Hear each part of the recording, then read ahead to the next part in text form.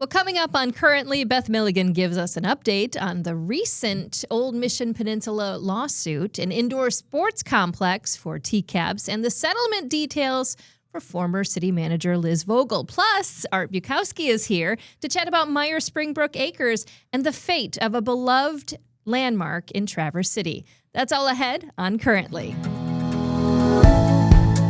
Welcome to Currently, where we discuss some of the top local stories directly from the amazing journalists who are covering them. I'm your host, Crystal Frost. We have a great show for you. Beth Milligan, head writer for Traverse City Ticker, is here, along with returning guest journalist and all-around nice guy, Art Bukowski. Now, this podcast was recorded on Thursday, July 10th at 5 p.m. The Tigers are 59-38 coming out of the old All-Star break. That said, things may change by the time you're watching or listening. And support from Currently, comes from Golden-Fowler Home Furnishings, located on South Garfield Avenue in Traverse City. It's home fashion elevated. And from West Shore Bank, when you choose West Shore Bank, you're not just choosing a bank, you're choosing a partner that's committed to the well-being of our community. You can visit them today on 8th Street or at westshorebank.com. Support also comes from the Coin Slot Arcade Bar in Traverse City. It's a chill hangout with a full bar in a low-key setting. My friends are here. Hey. Hi. Hello. Hi, Crystal. Art, how do you like the new set? You know, this is fantastic. I like Clean this. lines. Oh, it's Clean very lines. nice. It's very nice. There's something mid-century modern about it, I feel. A little MCM. A little bit, yeah. I mean, I love a good MCM, oh, right? Yeah. You I've can- never heard you- MCM. That's nice. That's good. You know, if you are selling something, even if it's not Throw MCM, it Yeah. in there. if Throw you it say in. it's MCM, you can charge like Hot $50 cakes. more. It's It gone. can be like a lunchbox of friends. Oh, Just yeah. be like, was MCM, Yeah. baby? And you're like, what? No, it wasn't. Yeah. No, it wasn't. Well, I'm super excited to have you both today. Thanks and for this having is, me. I mean, let me tell you, this is going to be a good show because last week we had a crazy good show talking about some updates on the Old Mission Peninsula lawsuit.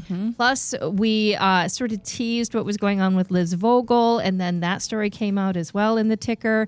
Then you had another story a few weeks ago. Actually, it was last week, wasn't it? About the fieldhouse. So we've got like super update city going on right now. Action-packed. Yeah, Right? yes. I'm going to try to bring you some kind of rapid fire updates on stories we've either touched on here on the show or we hinted about, as you mentioned. So the first would be the winery lawsuit. So we talked last week about how the wineries had gotten $50 million in damages awarded to them in this years-long federal lawsuit that's been going on. Peninsula Township had a special meeting last week. They heard public comment for about an hour on the case. I would say a lot of residents were pretty unhappy with how the case is progressing. They would like to see some sort of resolution with the wineries, some sort of way to sort of put the case behind the township and move forward. Township trustees went into closed session for 2.5 hours almost, came back out and unanimously voted to appeal the verdict. They indicated that this is kind of, they have an August 6th deadline to appeal. So deciding to make this, route at least leaves there's options on the table. Sure. They could still choose to go into negotiations with the wineries if they wanted to. So they felt that it was kind of doing their fiduciary duty, leaving their options open legally to see what can come next, and tried to reassure the audience that a compromise or negotiation is still possible. I will say, though, that in the comments that they gave at the end of the meeting, we used the term defiant in the story, and I felt that kind of captured the tone of the trustees because they didn't seem like they were that happy with the verdict or agreed with it. They really, felt, at least some of them indicated, they really sort of stood behind the township's previous zoning, which was at the heart of the case, that they are protective of the character of Old Mission.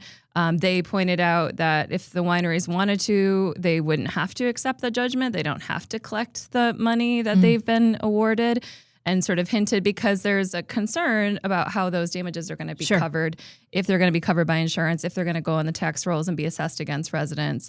And so the trustees were kind of like, well, if the wineries don't want that to happen to the residents, they don't have to. So it was an interesting tone at the meeting. And again, I would say that the public sentiment was sort of moving in a different direction. They'd like to see some resolution to it. There were some people who noted that, they did want to see an appeal, and maybe the appeal was the best and maybe most prudent action given the circumstances, right? But you would want to see your trustees come back and at least acknowledge the numbers. I mean, dozens of people getting up and saying, please, let's settle this thing. We don't want to do this anymore.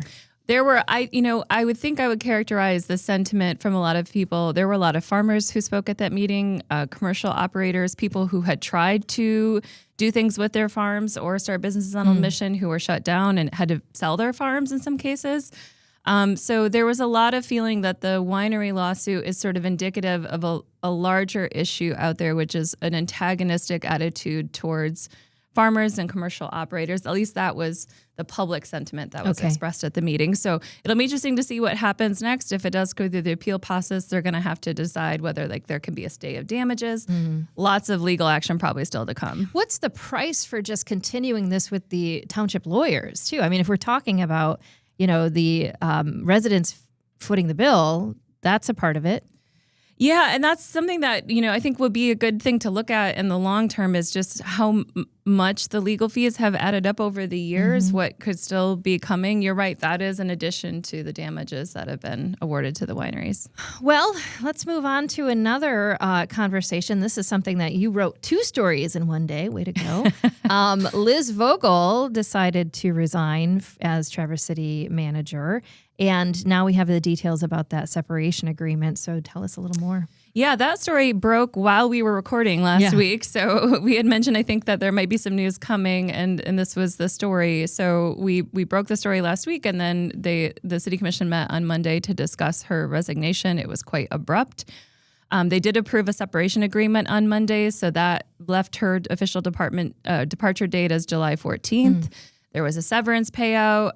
It was coming from a variety of sources like, vacation, severance, things like that, but it was over $112,000. She has a year of health insurance coverage.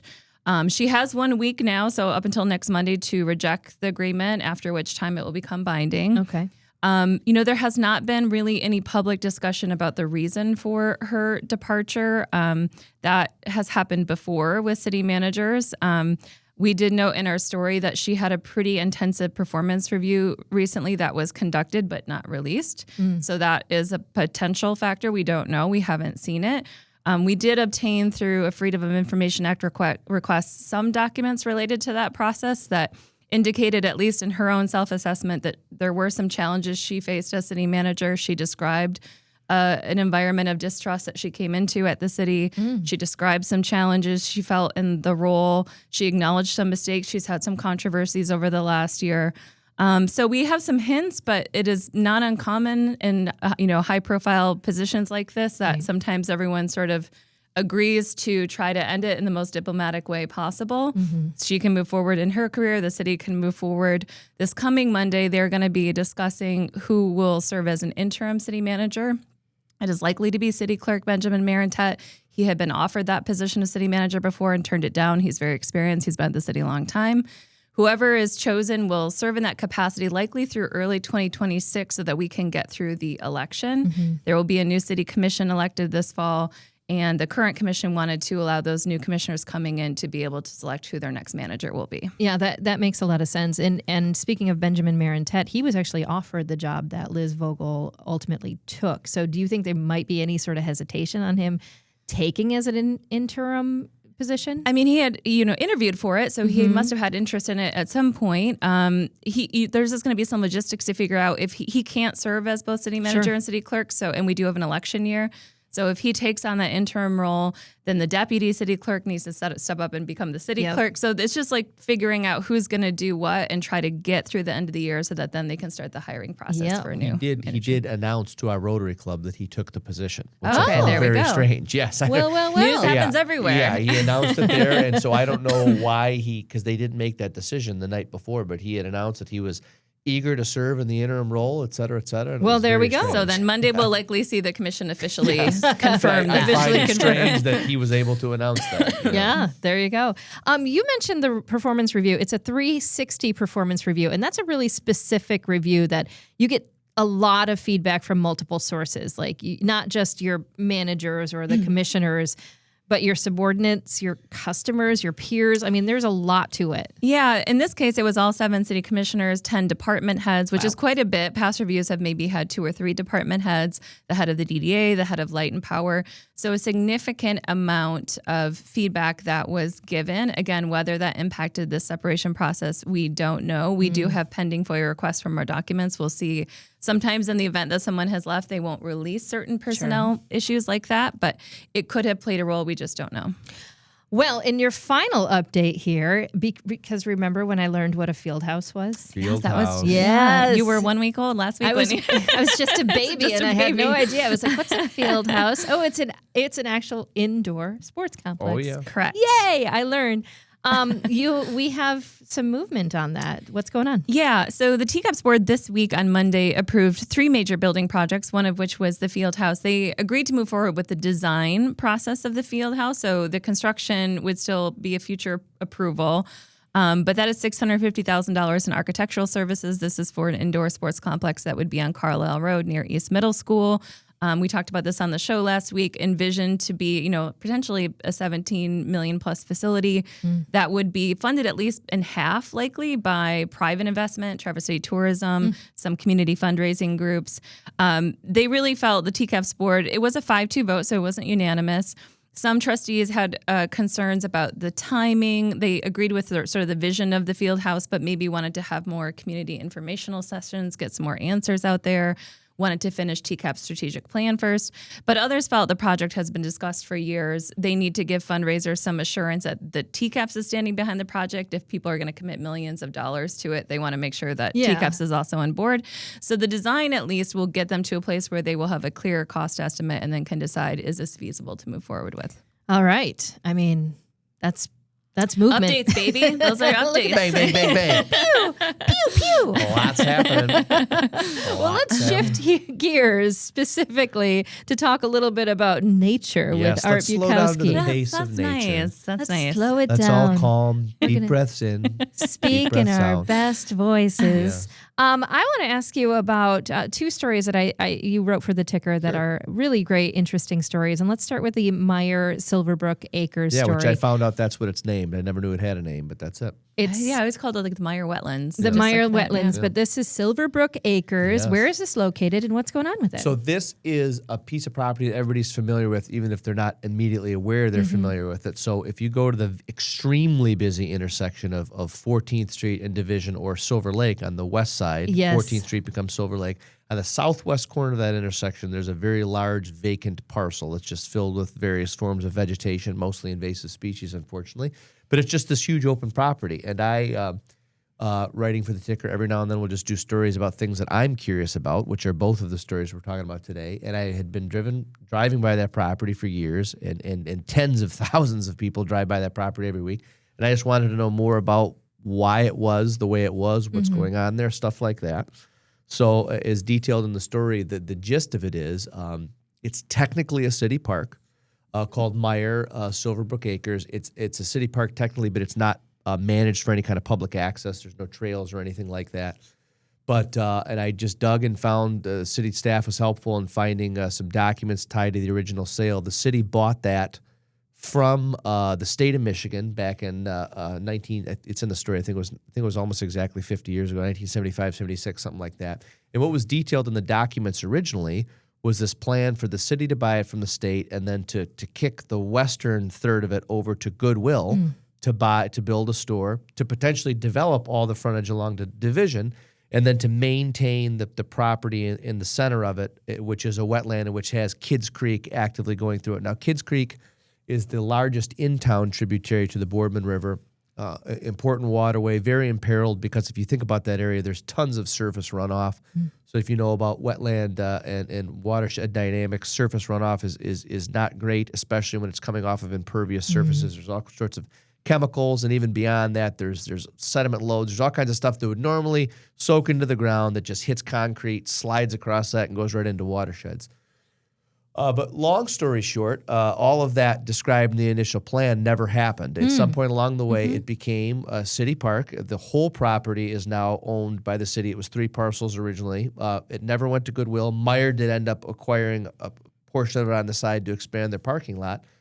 But there it sits, and the Watershed Center, which is an organization in town, did a ton of work within the past couple of years to stabilize and improve the watershed, or the riparian, which is a fancy word for riverbank, basically, along the Kids Creek corridor. They did a ton of plantings in there, native plantings, to stabilize the banks, to prevent erosion, to prevent, to help slow down sediments before they fall, before they go into the creek. They've just done a ton of work in there, and the property is a city park.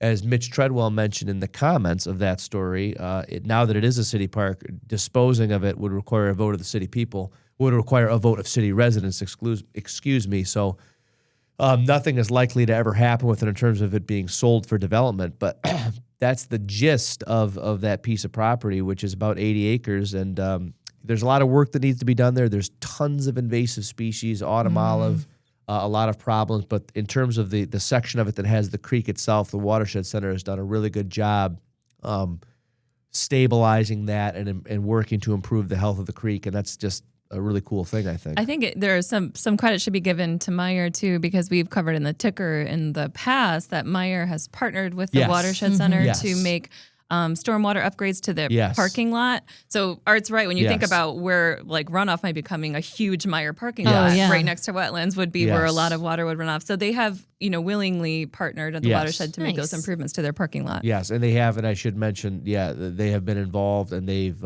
even chipped in some money, and they've helped back grant funding that has been secured for that property. So, and that's why we're going to be a 3 Meijer town. All right. Well, you have another really great story. I mean, this thing just went viral on the ticker, and we're talking about a cottonwood tree that people will probably recognize, and it is a Traverse City landmark. It's been around for at least 80 years. I mean, my whole life I've noted this tree. Yeah. Tell us about what's happening with the cottonwood tree at the mouth of the Boardman River, and what's going on with it. Sure. Well, that's another story just based on, I'm a tree guy. I've always loved trees. I have a deep love for them. And I also have loved that tree in particular. It's a very significant tree. There's not a lot of huge trees right along the bay. There's another, I mentioned in that story, there's a big, huge, beautiful black willow right where Division dead ends into the parkway. It's another one. But this cottonwood tree is a tree that's been at the mouth of the Boardman River for probably about 80 years. Cottonwoods are very, very, very fast-growing trees, and what that means is even very large specimens are not all that old. A white pine with that girth would probably be 200 years old plus, but a cottonwood can get that big that fast. And it's been there for a long time, and over the past couple of years, it's just started to slowly die off. These trees, they get old, they get large quickly. They don't live all that long. If you look at a cottonwood tree, they get to be about 100 years old, and that's really generally what you're getting out of them. And structurally, they're not particularly dense because the faster they grow, the wood is not that dense. Contrast that's something like an oak, a hardwood. There's a reason why oak is really prized. It grows extremely slow. It's extremely dense. Long story short, it's dying. Actually, more specifically, it's now dead, almost completely. Oh. And they are going to take it down here within the next couple of weeks. I wanted to write that story because I don't think people are going to realize, it's one of those things that once it's gone, it's going to be very jarring for a lot of people because you drive by it, especially before it died. It was this big, beautiful tree. It had this big, noticeable canopy, and driving by it when it's gone is going to be very jarring. I don't think people recognize that until it's gone. I always see that tree because I'm a huge birder, and it always there's eagles often up there, hawks. Like it's a good spot for them to sit by the mouth of the river and kind of fish and hunt. So I did notice that they took at least a part of it down, right? So what happened was last year a whole section of it had died completely by last year, and they pruned that out. So the practice, generally, arborist practice will tell you if you have a large dead section, it's still weighing on the tree. It has negative effects. So they took that out, and they were really hopeful that would, they'd get it limp along for a few more years. But the rest of it died this year. And even taking some of it out last year may have had a net negative impact, but they had no choice other than to do that. And now as it stands, as I talk about in the story, they've got to get that thing out of there. The wood's already not particularly dense, so the trees are a little bit they're not, I don't want to say weak, that's the wrong term, but now that the wood is completely dead, you got to get out of there. If you think about it, it's overhanging the trail, it's overhanging the river, it's overhanging a highway. It's literally like any way any of those branches fall could cause problems. What's going to be interesting to see is what they leave there. Now, a lot of people may be familiar up in Leland.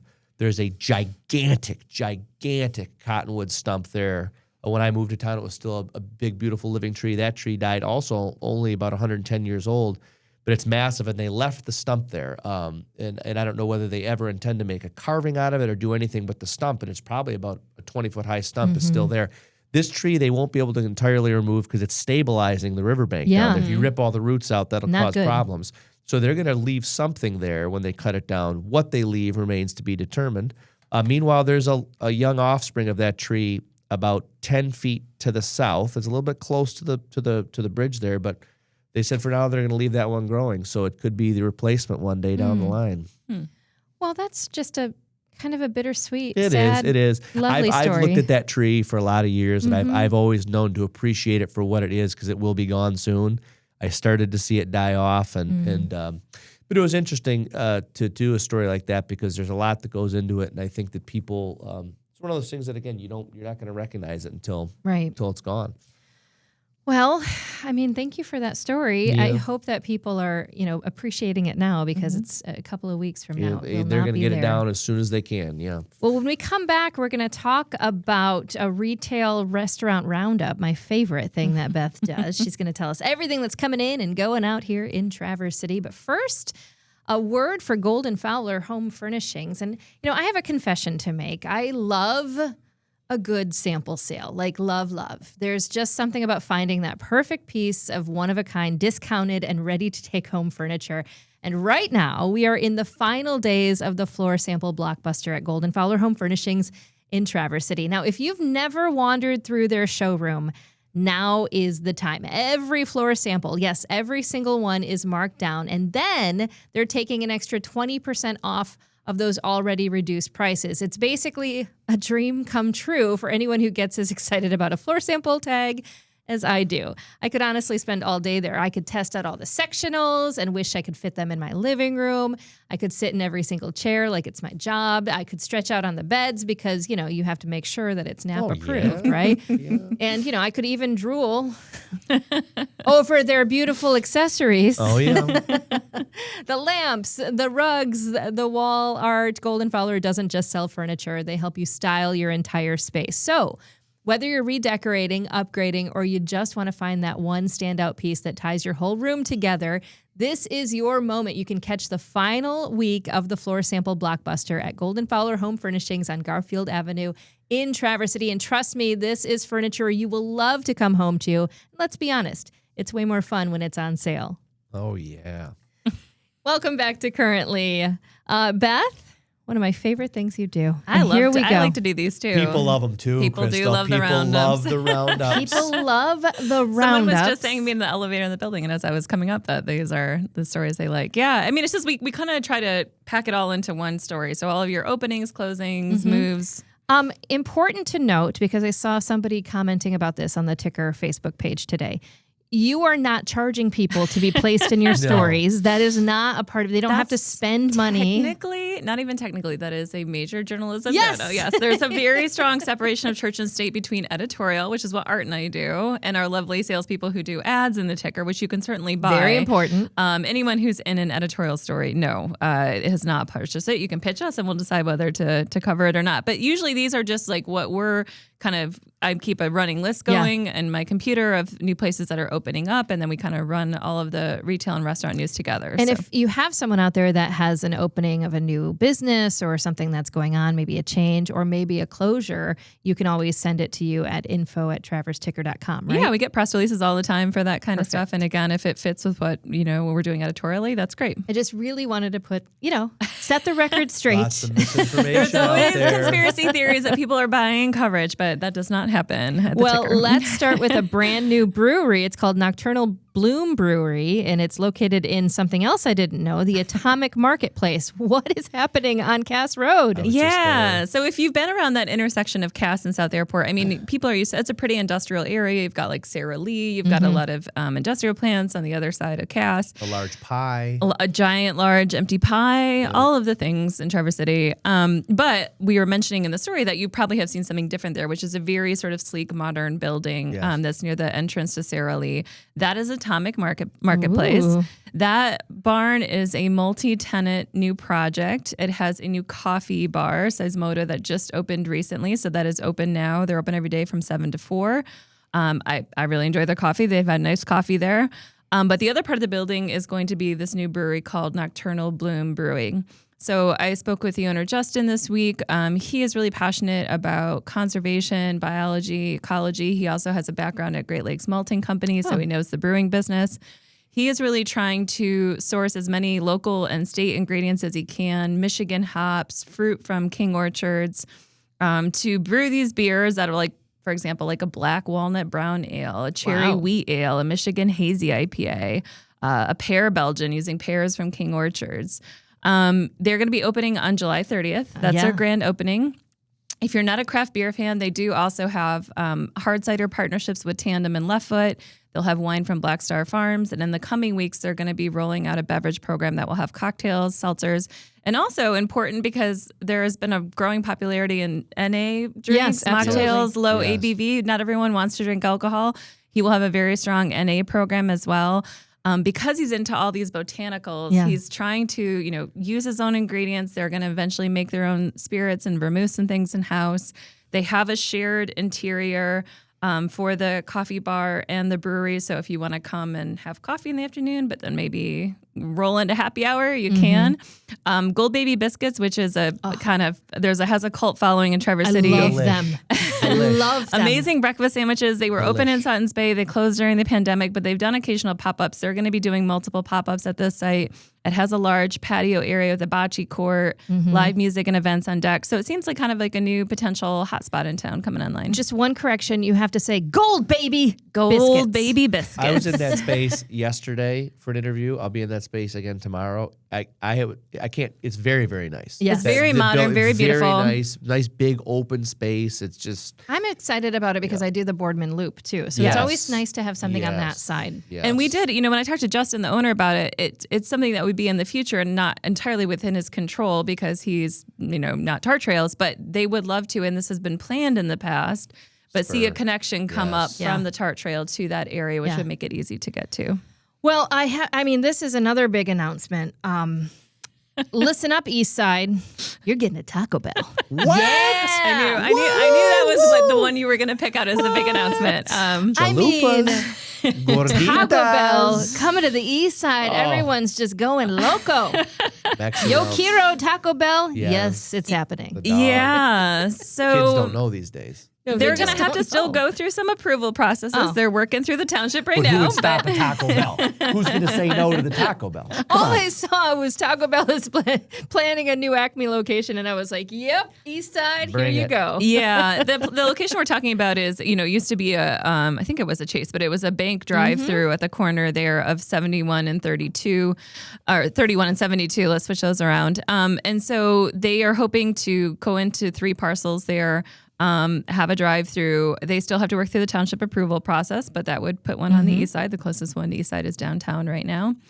And then I'll just mention a couple other quick updates. Sure. Family Fare, we have 2 locations here in Traverse City. Their parent company, Spartan Nash, has been sold to C&S Wholesale Grocers, which is the parent company of Piggly Wiggly. Ooh. Wow. So just a big potential merger. We don't know yet what that will mean for the Traverse City Family Fare stores, if we'll see any changes, but there could be some. We also mentioned several new stores and restaurants this week. Masala Magic, which I love, is an Indian food truck out at Town Line Cider Works. They're getting a brick and mortar location in Elk Rapids. Oh, nice. New candy store in Building 50 at the Commons. We also talked about some updates with like Logan's Landing being for sale. It has a whole interesting history we linked to in the story. Some developer with the right vision could potentially do something at Logan's Landing, but it's a challenging site. And then we also just mentioned some updates from past stories, including the fact that several places we've covered, Frank's 231, which is kind of a Southern style eatery, Surfaces, which is a new art supply store on Front Street, and Cottage and Pizza, Ann Arbor pizza franchise, are now all open in Traverse City. All open. All open. Love it. And more updates to come. So if you go to traverseticker.com, there's lots in there you can find. All right. So go to traverseticker.com. And, before we go, my friends, I always like to ask you what you're looking forward to for the coming week. And I'm going to start with you, Art. What are you looking forward to? I don't know. I'm a dad, and I have to sneak out to do certain things. So I'm going to sneak out tonight to see Jurassic Park at about 9:30 after the kids are down. So Hey, are there still dinosaurs in there? There are still dinosaurs in Wow. Jurassic Park. I can't wait. I love a movie on the big screen. Yeah. It makes me sad. Me You get all too. this streaming and stuff. People don't want to know. Watching on your phone. I want some popcorn. I want to sit in the theater. I don't want you to wanna watch anything on your phone except this. That's me, Jurassic Park. Love it. That sounds fantastic. How about you, Beth? Well, you and I know. are going to see the Taylor tribute show tomorrow at Interlaken. Yes. Is there like a fake Taylor? Yeah, it's a fake Taylor. It's a fake Taylor. We're Swift. calling her Failer. Yeah. Well, are we? Yeah. That's not the nicest nickname. But Taylor. no, I will just say, having seen the real thing, Yeah. I saw the Eras tour, loved it. Obviously, I'm a huge Taylor Swift fan, but it's still fun she would never play a venue as small as Interlaken, sadly. So this is the next best thing. And it'll just be a fun dance party, I think. It's going to be so much fun. I love it. I feel like I'm just nothing but concerts for the next 3 days. So at taping, it's Thursday. So yes, today we're going to see Taylor. I've got Bare Naked Ladies on Saturday. Where? What? At Keywade in St. Ignace. Oh, no way. Yes, They're I get coming to introduce Fastball too, just I by the way, love and it. Sugar Ray. Fun. So I'm just going to be like, hello. And on Monday, Traverse City Philharmonic is bringing John Williams' movie Magic Monday, 7 p.m. It's to at the the Civic Center Amphitheater. Okay, so I got to take Nora then. Yes, You you do. do. It's so Well, fun. we did the last time, The but they kids did are a in the Schroeder's Star Square. Wars costumes. Ugh. Crystal and I will be bartending. Okay, I gotta go We're for her. volunteering. Oh, no, she's got a birthday party Monday. That no. sounds like you can skip that. They just don't go to the Yeah. birthday It's party. at the Glen Lake Park. If you guys know about the Glen Lake Park, it's No. like the Disney World of parks up here. Tell all your listeners. Parents out there, if you have not gone to the Glen Lake Schools Park, it's like 4 acres of magic. It's insane. Well, you Spare can no just. expense. I mean, it's not until 7. When's the birthday party? 5 to 7. Oh, then just maybe roll it after. Ah, There you go. Okay. Everyone else can come see Crystal and I get a Tickets, glass of can we wine. buy tickets on the spot? You should be able Yes. to buy I don't tickets think on they the usually spot. sell. You can also just go find them on TC Philharmonic, so Traverse City Philharmonic. Okay. And yes, Beth and I are volunteering, so Okay. come say hi be to fun. us. Oh, that'd yeah. be fantastic. The last show was great. They did it at Rotary Square. Oh, Yes. so good. Love the TC Phil. All right. Well, thank you both for yet another wonderful show. We are back next Friday with Bill Freilich from 9 and 10 Billy. News. Good old Billy. Oh, a Be staple. sure to He's a staple. He is a staple. Fixture. Yes. Fixture. He's a staple, not a safety pin. That's right. I call him a fixture. I'm going to retract staple and say fixture. Bill Fixture Freilich. Be sure to subscribe to the show on all platforms at crystalfrost.com. You can follow us on social media. We are everywhere. You can subscribe to Currently with Crystal Frost wherever you get your podcasts. I encourage you to listen and view because sometimes you can see my hair when it looks like Elaine Bennis's hair, which is very fun today. Yes, that's what it looks like. You can also watch the full show, like I said, on YouTube and Facebook, so watch it. Currently is a Compass Local podcast produced by Pancake Boy Productions in Traverse City.